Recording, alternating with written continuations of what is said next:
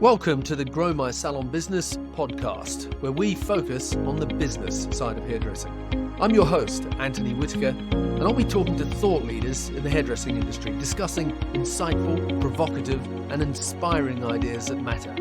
So get ready to learn, get ready to be challenged, get ready to be inspired, and most importantly, get ready to grow your salon business. Hello and welcome to today's episode of the Grow My Salon Business podcast. I'm your host, Anthony Whitaker, and it's great to have you here with us today.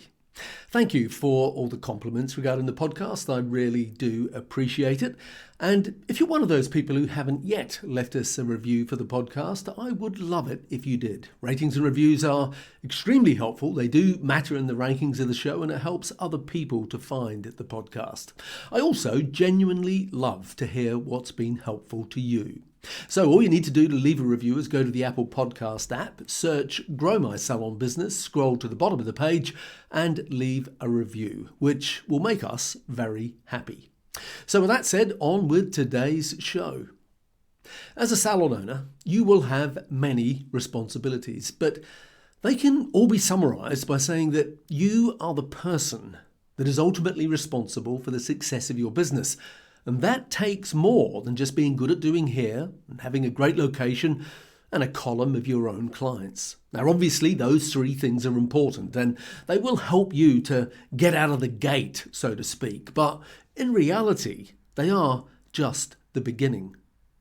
In my experience, the three biggest challenges that most salon owners will face once they're up and running will be that first, the business is dependent on them doing all the work. Now, whether that's producing revenue behind the chair or dealing with a leaky pipe or some other maintenance issue, either way, the business is far too dependent on them. Secondly, there'll be a degree of chaos or a lack of organisation, whether that's with inventory management or training or managing the appointment book and the productivity of the team. And I suppose that in any new business that there is a degree of inevitability that there will be a lack of organisation, at least in the early stages. But if you're serious about building a team and growing a profitable business, then you need to get organised. And the third challenge will be about the culture that is developing within the business, because unless it's a culture that you have consciously defined and nurtured, then it will be a culture that has just happened over time. And therefore, it's probably a culture that's based on what is most convenient and easiest for the individuals that work there. And that isn't always what is best for the business. As the owner or manager, it is your job to develop a culture that is best for the business, a culture that reflects the values that you want the business to have, and that will also usually be what is best for the people that work there. Now, I understand that defining what is meant by culture can actually be hard to pin down, but essentially, culture is a result of or a reflection of the accepted actions and behaviours that exist within the business. And as the owner, you probably want a culture that is based on teamwork, a culture that is fun, a culture that is professional, and a culture where the clients, the team and the owner all have a great experience. In other words, you want a culture that is a win-win for everyone. But regardless of which of these three challenges, whether it's the business being too dependent on you, or getting your business organised instead of being chaotic, or creating a great culture, none of it will happen if it's just left to chance. And so if you don't intentionally address each of those issues, then the problems will continue to happen. And as a result, the experience that a lot of salon owners are left with is that they feel frustrated. They feel disillusioned and they can't pay themselves properly for all the work they do and the risks that they've taken as a business owner. And inevitably, they start to feel resentful and trapped in their business. They start to miss out on family time and time with loved ones, which in turn puts pressure on relationships. They can't meet their financial goals or financial commitments, and they start to feel that maybe they just don't have what it takes to succeed at salon ownership. And so what they typically do to try and fix the problem is work harder behind the chair, in the mistaken belief that if only they had more money to throw at the problem, that would be the solution.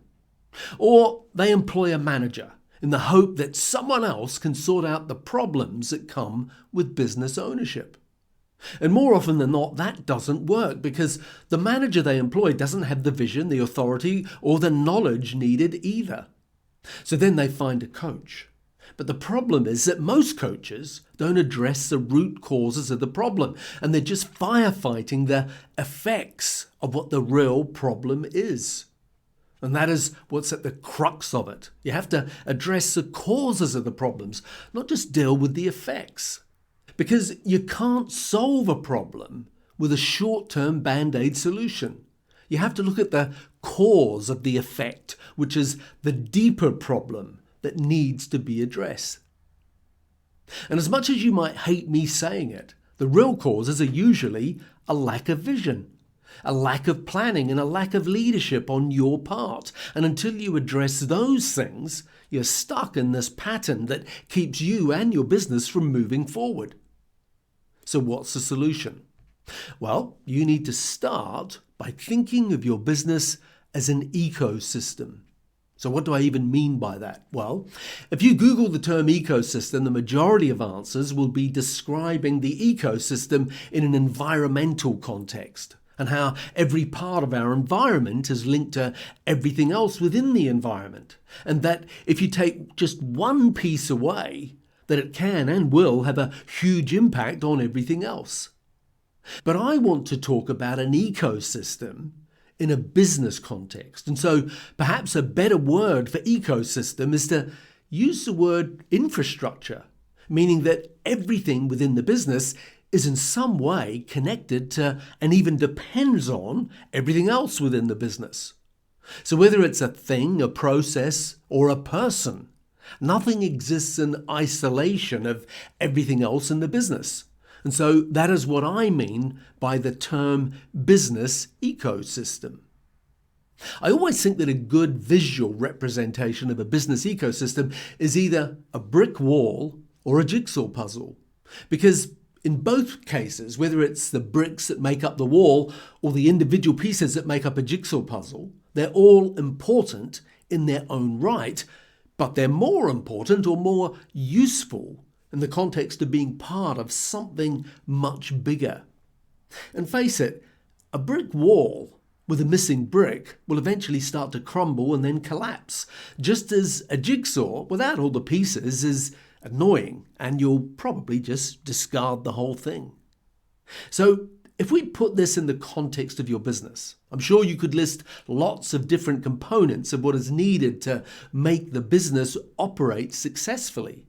And as you develop that list, it will quickly start to overwhelm you until you start to organize the pieces in a way that begins to make sense. Now, a good way to start getting some clarity and organization is first of all to think of the four main components of the business. And like every business, those four main components are management, finance, marketing, and HR, meaning human resources or the team. You might want to add a fifth one, and that would be operations. Now, the only reason I haven't listed operations separately is that I include that as part of the management function. Now, back to my jigsaw metaphor for a moment. Just like with a jigsaw puzzle, sometimes you'll have a 50-piece puzzle, and other times you might have a 500-piece puzzle. So when you think of your business and how many pieces of the puzzle there are, a lot of it depends on how big your business is and how much detail you want to drill down into. So obviously a small business with 2 or 3 team members would have less pieces to the puzzle than a big puzzle with 20 or 30 people on your team, simply because the bigger the business, the more moving parts there are, and therefore the more layers of complexity there are in order for the business to function smoothly. So if you took those 4 functions of business, meaning management, finance, marketing, and HR, you could combine them to make one big jigsaw puzzle, or You could make 4 separate jigsaws, one for management, one for finance, one for marketing, and one for HR. And then you could flesh out everything that comes under each of those headings. So for example, under management, you could brainstorm and come up with a list starting with vision and systems and goal setting and job descriptions and maintenance and defining the client experience and training and onboarding. And under financial, you would have things such as pricing and pay systems and inventory management and budgeting and banking and bookkeeping and tax. I'm sure you're getting the idea. The point is that each of the headings that you come up with represent another brick in the wall or another piece of the jigsaw puzzle. And within each piece, it then opens up another level of detail. For example, if you took training as a title of just one piece of the puzzle of the ecosystem that makes up a successful business, you could break that down into technical training, product knowledge training, client service training, training for assistants, training for senior staff, management training, and on it goes. Very quickly, you start to see that building and growing a business and managing a team is more complex than it might first appear. And it takes time, it takes patience, and it takes a different set of skills than the skills that you have as a technician. And when I say technician, I'm meaning the person who does the work behind the chair. The technician has the skills of doing hair, cutting hair, colouring hair, product knowledge, consultations, colour formulations, etc. And they're not the skills that are needed to open and manage a salon, build a productive team, and create a profitable business. To do that, you need the skills of management.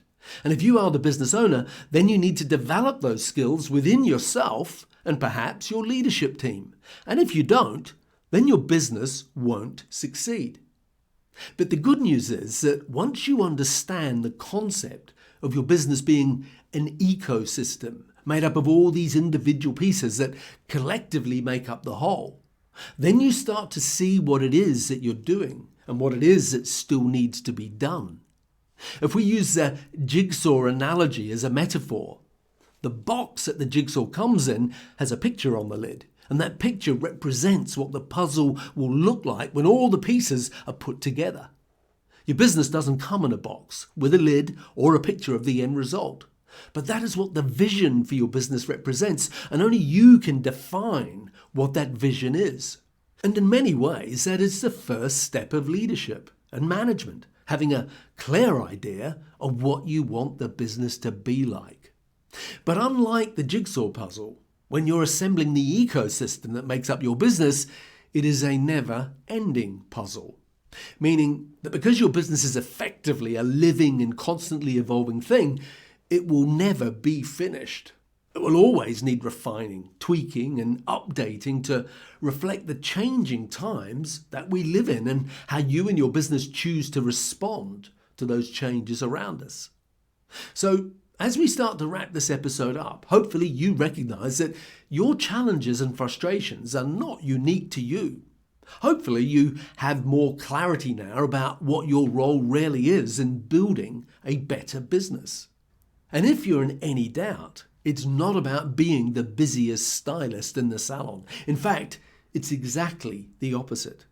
Your real success will be determined by your ability to create a business that doesn't run because you do everything, but instead runs without you having to do everything. And when that happens, that is the point at which you cease being a business operator and start to become a business owner. Now, I have a free masterclass coming up shortly titled 4 Essential Lessons in Salon Management to set you up for success. You'll see dates and times and a link to register in the show notes of today's podcast. So if what we've covered today resonates with you, then make sure you register via the link in the podcast show notes to attend the free live masterclass, where we will dive in deeper about what it takes for you to get the success that you deserve. So to wrap up, thank you for listening to this week's episode of the Grow My Salon Business podcast. Until next week, be safe and take care of yourself. Thank you for listening to today's podcast. If you'd like to connect with us, you'll find us at growmysalonbusiness.com or on Facebook and Instagram at growmysalonbusiness. And if you enjoyed tuning into our podcast, make sure that you subscribe, like, and share it with your friends. Until next time, this is Anthony Whitaker wishing you continued success.